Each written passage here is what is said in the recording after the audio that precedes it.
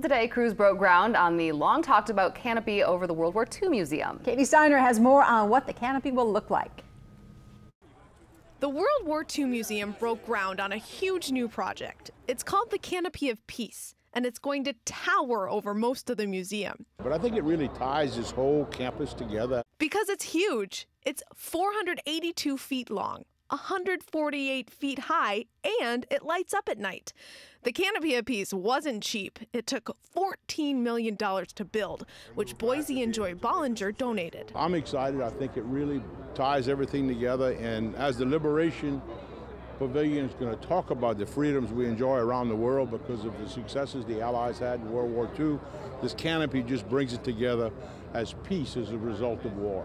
And that peace inspired the architect who designed it. But we wanted it to be what we call an indeterminate geometry, which means that when you look at it and you read it visually, it's not symmetrical. You can't pull the pieces automatically in your mind together.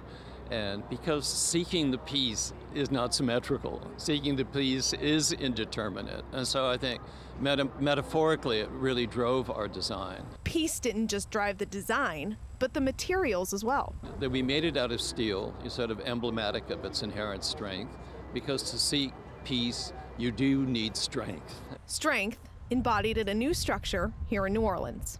Katie Steiner, Eyewitness News. All right, one question a lot of people asking, will the canopy survive a hurricane?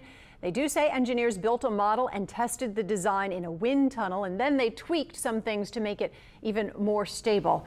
The canopy should be done in November. I guess it depends on the strength of the hurricane.